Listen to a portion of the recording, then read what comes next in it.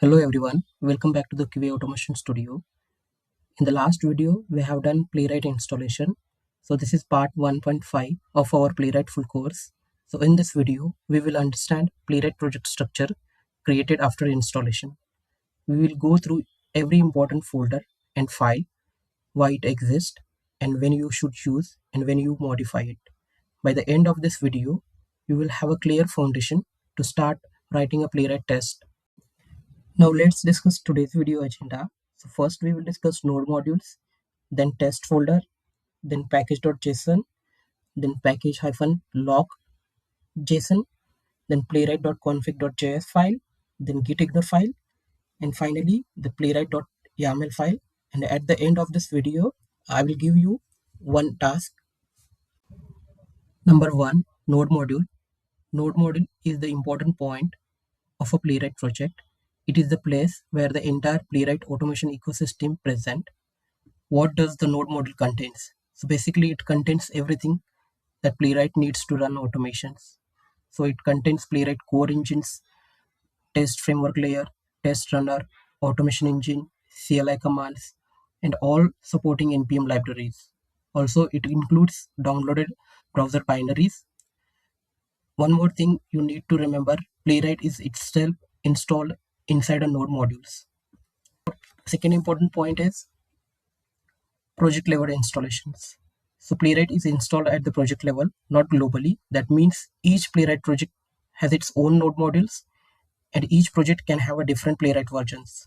So each project has its own browsers and it contains own dependencies. So basically two different Playwright projects, they have different environment, so no conflicts occurs.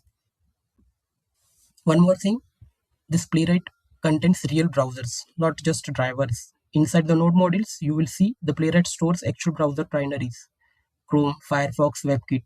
These are the real browsers, not just drivers like a Selenium. Number two, test folder. This is where all Playwright test files are present. So each test file ends with .spec.js. You can create a multiple test files, organize tests by features or module name.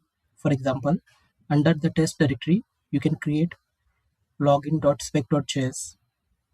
Also, you can create signup.spec.js. This is the main working area for automation engineers.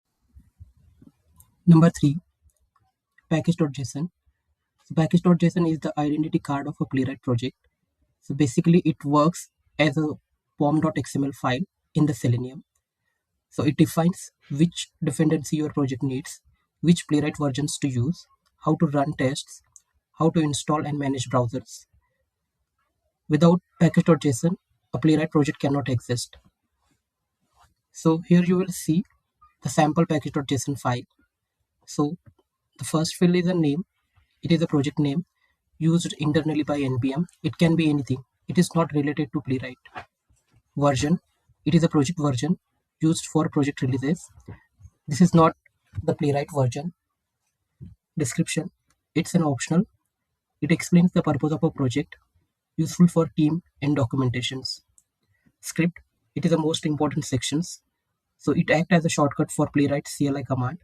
Instead of typing long command, you can simply run npm run test, npm run test headed, npm run test debug, npm run report. Internally, these scripts call Playwright CLI, that is npx Playwright. This is why script is the most important section in the real project. So here you will see the Playwright needs only one dependency.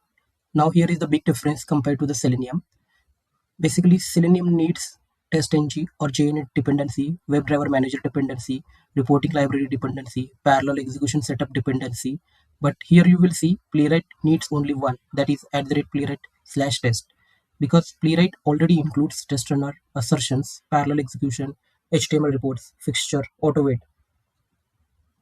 So in Playwright, package.json does not just manage dependencies, it controls how your entire automation framework runs.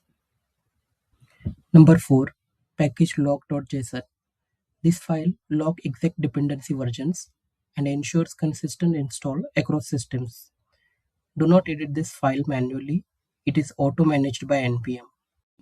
Number 5, playwright.config.js.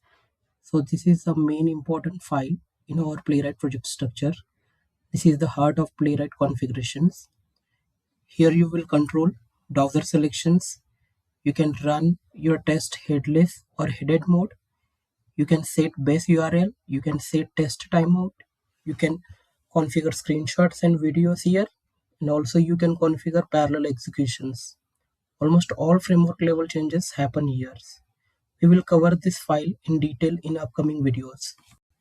Number 6. Gitignore file. This file tells Git which files to ignore and which files should not be committed. So the common entries included for this file: node modules, test results, and playwright report. Number 7. GitHub workflow, playwright.yml file. So this file is used for CI/CD automation. It is used to running playwright test on GitHub actions. It automatic test execution on push or pull request. So we will cover CI/CD integration in a separate video. Now let's see today's video task. So the first task is, why should node module never be pushed to GitHub? The second task is, why package-lock.json is important for team projects. Third task is, categorize files into two groups: save to modify and do not modify manually. If you found this video helpful, please like and subscribe to this channel. See you in the next video. Thanks for watching.